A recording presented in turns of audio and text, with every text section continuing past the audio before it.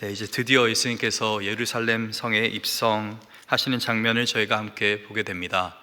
이 마가복음은 예수님의 탄생 또 어린 시절을 다루지 않고 1장에 바로 예수님의 그 공적인 사역에 대해서 이렇게 언급하면서 장정 이 10장 가운데 이 갈릴리의 사역과 또 예루살렘까지 오시는 그 여정에 대해서 굉장히 빠르게 또 구체적으로 이렇게 설명을 해줍니다.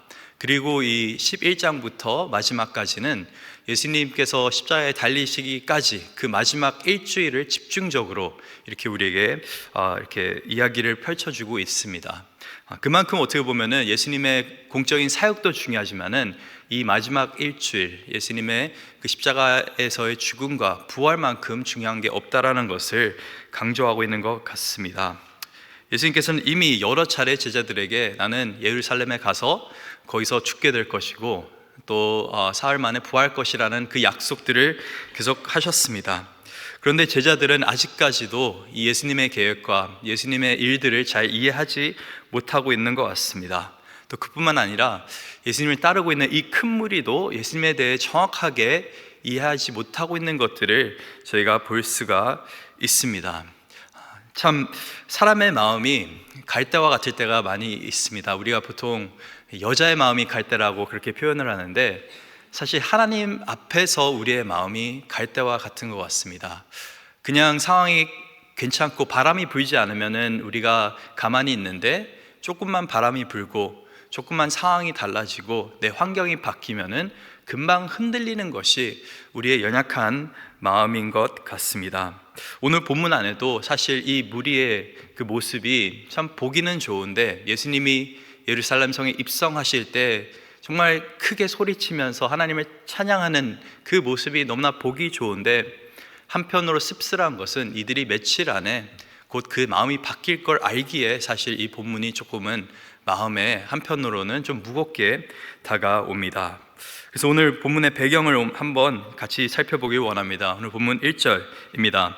그들이 예루살렘에 가까이 와서 감난산 벳바게와 베다니에 이르렀을 때 예수께서 제자 중 둘을 보내시며, 예수님께서 드디어 이 베다니는 예루살렘 이 동쪽에 있는 한 3km 떨어져 있는 작은 마을입니다. 그래서 거의 예루살렘 가까이 왔다라는 것이죠. 실제로 성경을 읽어보면은 예수님께서는 일주일간 계속 예루살렘에 계셨던 것이 아니라 밤이 되면은 자꾸 감난산 쪽으로 또 아마도 베다니 쪽으로 이렇게 나오셨을 거라고 많은 사람들이 그렇게 추측을 합니다. 그런데 이게 다 오셨는데 그 힘든 여정, 여리고에서 정말 가파른 그 언덕을 오르시면서 끝까지 다 오셨는데 갑자기 좀 특이한 명령을 제자들에게 하십니다. 오늘 본문 2절입니다. 이르시되 너희는 맞은편 마을로 가라. 그리로 들어가면 곧 아직 아무도 타 보지 않은 나귀 새끼가 매여 있는 것을 보리니 풀어 끌고 오라. 예수님께서는 굉장히 구체적인 요구를 제자들에게 하십니다. 그냥 들어가서 아무 동물이나 끌고 와라 라고 하는 것이 아니라 아무도 타보지 않은 그냥 나귀도 아니고 나귀의 새끼, 어린 나귀죠. 근데 그냥 있는 나귀 새끼도 아니고 매여 있는 나귀 새끼를 가져오라고 그렇게 분명히 말씀하십니다. 이 나귀 새끼가 묶여 있다라고 하는 것은 그 나귀에게는 주인이 있다라고 하는 것입니다. 누군가의 소유물이라고 하는 것인데 그것을 주인에게 물어보지도 않고 갖고 오라고 하는 황당한 요구를 예수님께서 하십니다. 그래서 제자들이 걱정했겠죠. 아니 예수님, 저희가 어떻게 그냥 아무 짐승이나 아무 이 나귀의 새끼나 이렇게 데리고 올 수 있겠습니까? 먼저 허락 받아야 되지 않겠습니까? 근데 3절에 보니까 이렇게 성경이 기록합니다. 만일 누가 너희에게 왜 이렇게 하느냐 묻거든 주가 쓰시겠다 하라. 그리하면 즉시 이리로 보내리라 하시니. 그리고 실제로 이 제자들이 그 마을에 들어가서 예수님께서 말씀하시던 그 한 번도 아무도 타지 않은 그 나귀의 새끼를 그렇게 끌고 오게 됩니다. 그리고 실제로 끌고 가려고 했을 때 어떤 사람이 질문을 하죠. 도대체 이 나귀를 어디에다가 쓰려고 하는 것입니까? 왜 가져갑니까? 아마도 주인이 그렇게 묻지 않았겠습니까? 근데 제자들이 예수님께서 가르쳐준 그대로 이야기를 합니다. 주가 쓰시겠다. 주가 쓰시겠다. 어떻게 보면은 예수님이 여기서 참 너무 권력 낭비하시는 거 아닌가 생각이 들 수도 있습니다. 남의 물건을 그렇게 막 가져가도 되는 것인가? 남의 낙이 그래도 귀한 낙인데 그 사람이 얼마나 마음이 상하지 않았겠습니까? 근데 이 본문을 통해서 우리는 두 가지 중요한 사실을 보게 됩니다. 첫째는 예수님께서 물론 직접 그 마을에 가셔서 이 나귀를 보면서 그 위에 타셨을 수 있었지만은 굳이 이 제자들을 보내시어 이렇게까지 구체적으로 명령을 하신 다음에 그 명령이 이루어지는 것을 보게 하신 것은 하나님의 그 말씀, 특히 예수 그리스도의 그 약속들은 분명히 이루어진다는 것을 보여주시는 겁니다. 사실 앞으로 진행되는 이 이야기 속에 여러 가지 참 황당한 일들도 펼쳐질 것입니다. 예수님이 그렇게 사랑하던 제자들, 그들이 다 떠나가게 될 것이고, 예수님이 그렇게 믿었던 가룟 유다도 배반하게 될 것이고, 예수님을 따르던 큰 무리는 사라지게 될 것이고, 황당한 일들이 하나둘씩 다 일어나게 되고 결국에는 예수님께서 십자가에 못 박혀 죽게 되실 것입니다. 근데 이 모든 것들이 우연이 아니라 그냥 재수 없어서 일어난 일이 아니라 하나님의 철저한 계획 속에서 또 예수님의 그 순종 속에서 모든 것이 이루어지고 있다는 것을 지금 나타내고 있는 것입니다.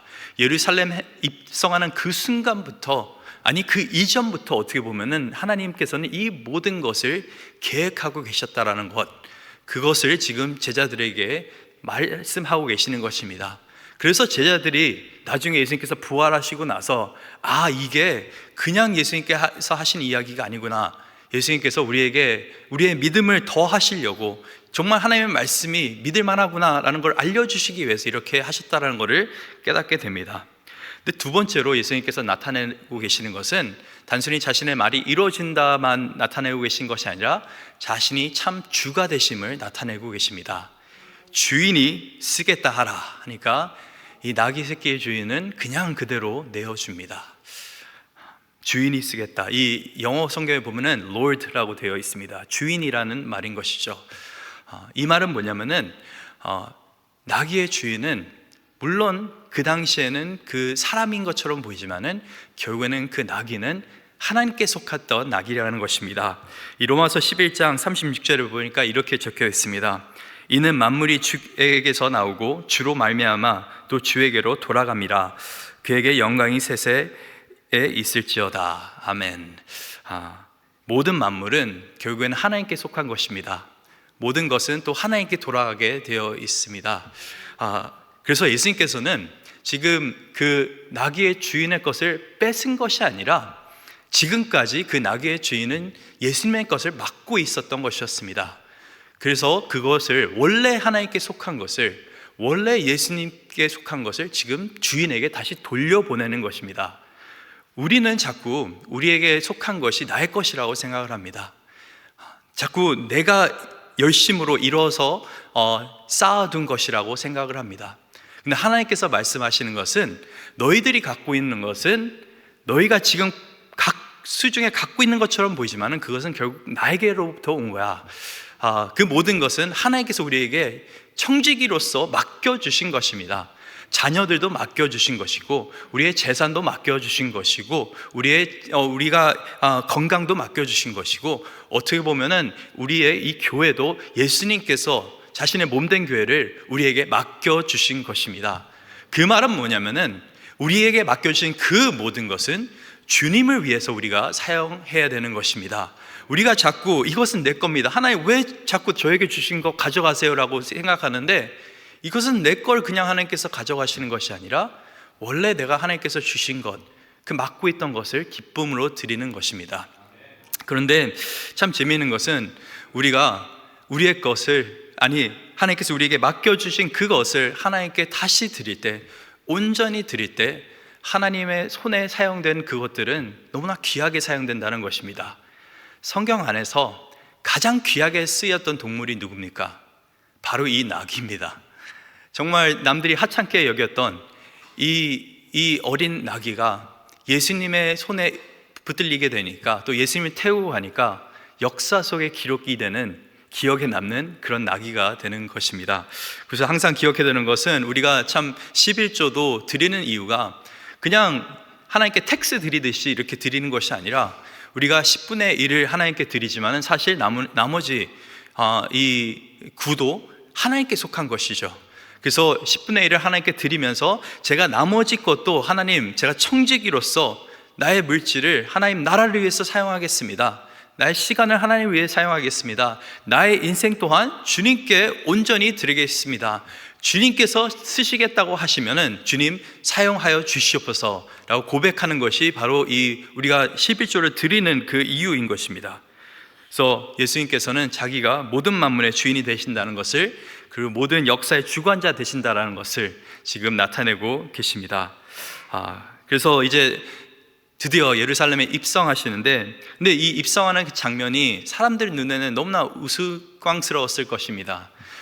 저희 시대로 따지자면은 마치 대통령이 세발 자전거 타고 백악관 들어가는 것처럼 예수님께서는 너무나 좀 우스꽝스러운 작은 볼품없는 그런 나귀의 새끼를 타고 이렇게 예루살렘에 입성하고 있습니다.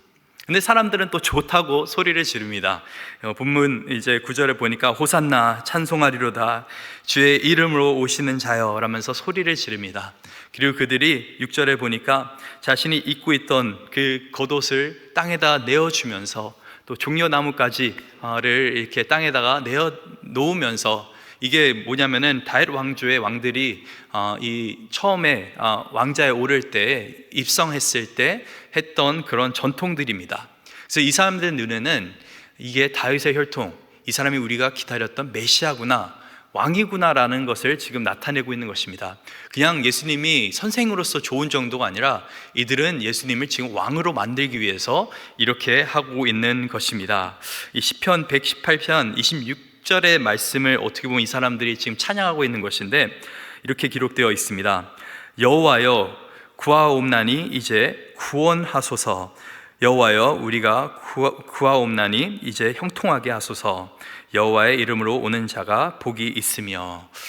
이 호산나라고 하는 그 말의 뜻은 우리를 구원하소서라고 하는 말입니다. 살려달라고 하는 것이죠. 그리고 시편 118편 26절에 그 호산나라고 부르면서 말하는 것이 우리를 형통하게 하소서. 사람들은 도시가 떠나갈 정도로 호산나 호산나를 외치면서 그렇게 예수님을 바라보면서 열광을 했습니다. 근데 불과 며칠 만에 이들의 열광이, 이들의 환호가 예수님을 향한 혐오로 바뀌게 됩니다. 증오로 바뀌게 됩니다.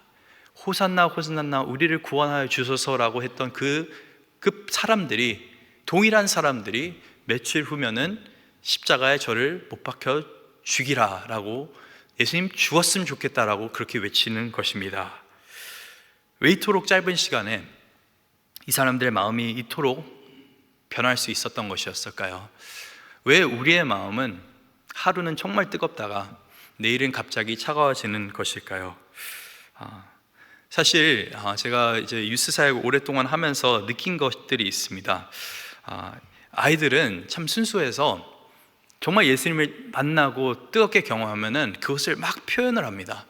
그래서 가끔씩 수련회 영상을 보시면은 아이들이 정말 방방 뛰면서 기뻐하면서 찬양하는 그 모습이 있는데 너무 열정을 가지고 또 하나님을 예배합니다. 너무나 좋은 모습이죠. 근데 제가 항상 의문이 들었던 것이, 그렇게 정말 하나님을 위해서 목숨을 내어놓을 것 같았던 아이들이, 그렇게 열정적으로 아무 사람의 시선도 신경 쓰지 않고 찬양했던 아이들이 대학교만 가게 되면은 갑자기 그 마음이 식어지게 되는 것입니다. 이 집만 나가면은 갑자기 신앙이 사라지게 되는 것입니다. 그때 제가 깨달았습니다. 신앙 가운데서는 뜨거움도 중요하지만은 그 뜨거움이 다가 아니구나. 지속되는 신앙이 진짜 신앙이 되는 것입니다. 우리 신앙 가운데 뜨거울 때도 있고, 어떨 때는 우리의 신앙이 참 우리가 처음 예수님을 만났던 열정이 없을 수도 있습니다. 근데 진짜 믿음은 어떤 상황 가운데서도 바뀌지 않는, 흔들리지 않는, 끝까지 가는 것이 진짜 믿음입니다. 그래서 우리가 자녀들을 양육할 때도 물론 지금 이 아이가 뜨거운 것도 너무나 좋습니다. 근데 이 아이가 정말 lasting faith, 지속되는 신앙이 필요로 한다면은 이 아이는 한순간의 경험이 아닌 계속적인 하나님의 말씀, 가정 가운데서 예배를 통해서, 기도를 통해서, 부모님의 본보기를 통해서, 교회에 와서 은혜를 받는 그 모든 것을 통해서 이 아이의 신앙이 성숙되게 되는 것입니다. 그래서 잠깐의 반짝하는 신앙이 아닌 정말 지속되는 그 신앙을 위해서는 우리 아이들이 예수님을 바로 알아야 되는 것입니다. 우리도 마찬가지입니다. 예수님을 바로 알지 않으면 어려운 가운데서 우리의 선택은 예수님을 버리는 것입니다. 이게 오늘 본문에 나와 있던 무리들의 문제였습니다. 이 무리들은 예수님을 좋아하고 예수님을 보며 기뻐했지만은 정작 예수님에 대한 그 생각들은 잘못되어 있었습니다. 이들은 잘못된 기대함을 가지고 예수님을 찬양했던 것을 볼 수가 있습니다. 오늘 본문 10절 우리 한 목소리를 한번 읽도록 하겠습니다. 찬송하리로다. 오는 우리 조상 다윗의 나라여, 가장 높은 곳에서 호산나 하더라. 가장 높은 곳에서 호산나, 이렇게 높은 찬양을 드리는데, 여기서 핵심적으로 봐야 되는 것은 이들이 찬양하면서 우리 조상 다윗의 나라여. 예수님께서는 처음부터 끝까지 하나님의 나라에 대해서 선포하셨습니다. 마가복음 1장 14절과 15절, 이 침례 요한이 옥에 갇혔을 때 성경이 기록하고 있는 것이, 예수님께서는 복음을 전파하시면서 사람들에게 회개를 촉구하시면서 이제 곧 하나님의 나라가 가까워졌다라고 그렇게 말씀하셨습니다. 또 사도행전 1장 3절에 보시면은 예수님께서 부활하시고 나서 계속적으로 40일간 설교하셨던 것이 무엇이었습니까? 하나님의 나라라고 성경이 적고 있습니다. 예수님께서는 처음에도 하나님 나라요, 마지막까지도 하나님의 나라에 대해서 말씀하셨습니다. 물론 다윗의 혈통 가운데서 오시는 왕이 예수 그리스도인 건 맞습니다. 하지만 예수님께서 다시 오셔서 지으려 하셨고 회복시키려고 하셨던 그 나라는 다윗의 왕국이 아닌 하나님의 나라였습니다. 근데 정작 이 무리들은 자꾸 다윗의 왕조, 다윗의 왕국, 그 황금 시대를 생각하고 있는 것입니다. 다윗 왕 때가 어떤 때입니까?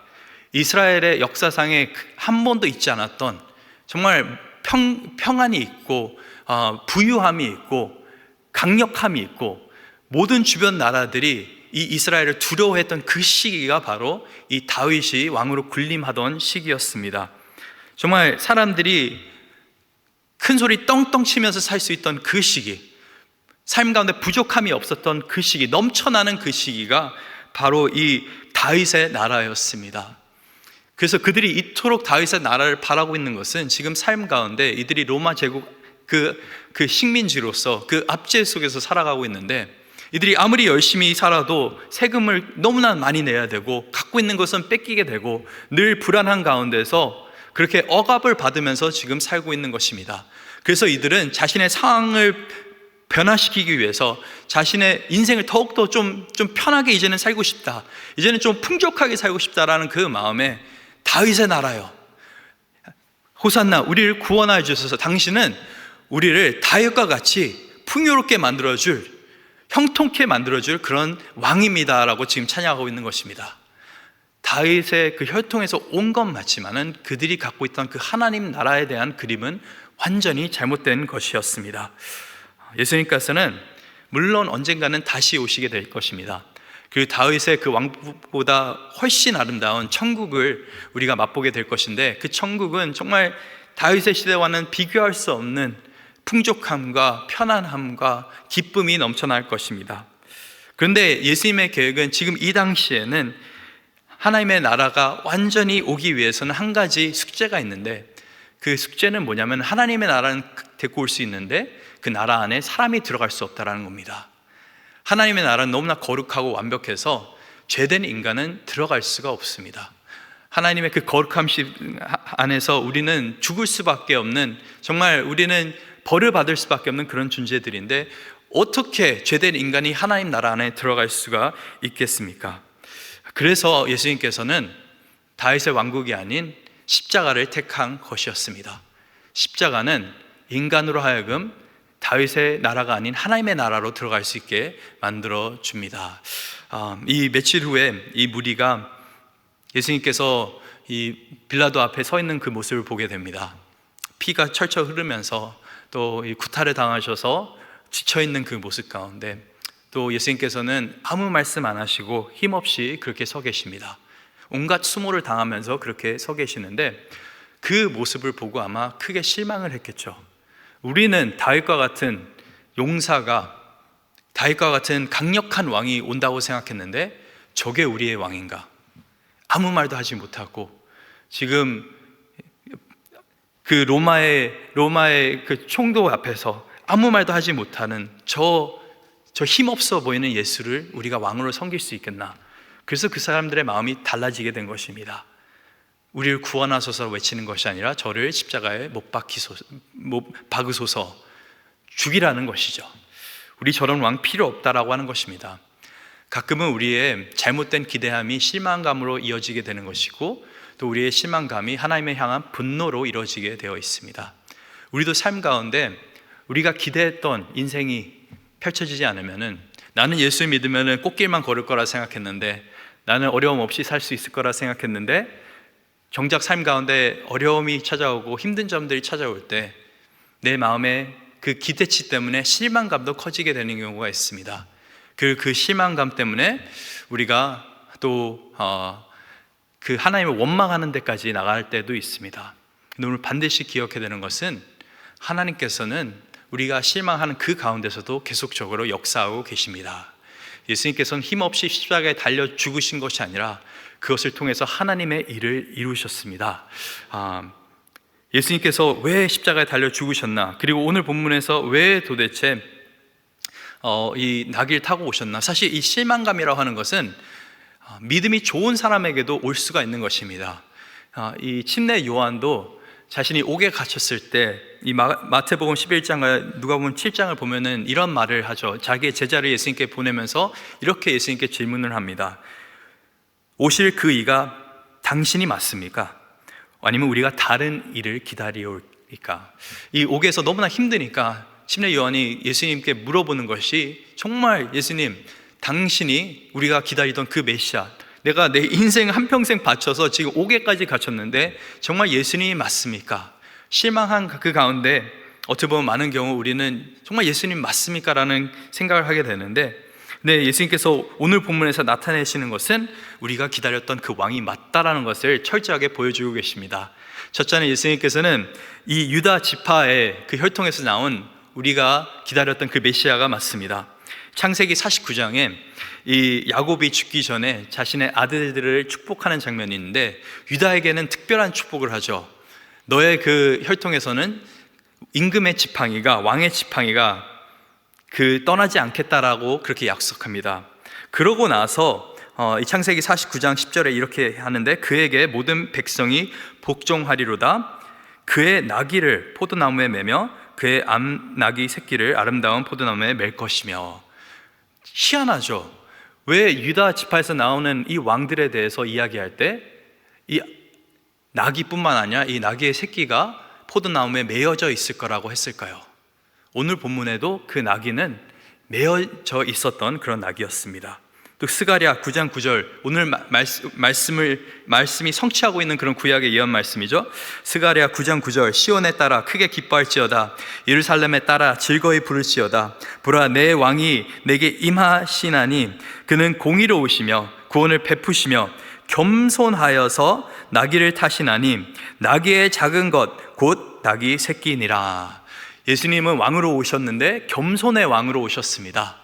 그리고 우리를 구원하러 오셨습니다. 그냥 힘으로 로마 제국을 누르려고 하신 것이 아니라, 그보다 더 우리 삶 가운데 좀 악한 그 존재, 우리의 죄와 또 이 마귀의 계략들과 또 죽음이라는 이 우리 삶 가운데 이길 수 없는 적을 예수님께서 멸하시러 이 땅에 오셨습니다.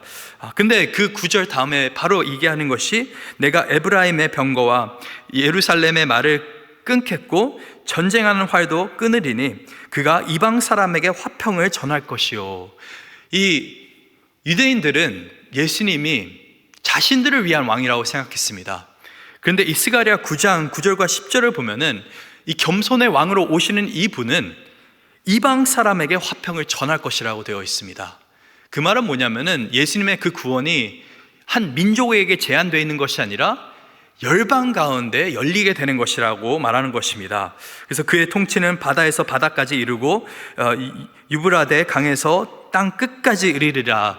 영원하신 하나님의 그 통치와 열방 가운데 허락하신 하나님의 구원에 대해서 지금 얘기하고 있는 것입니다.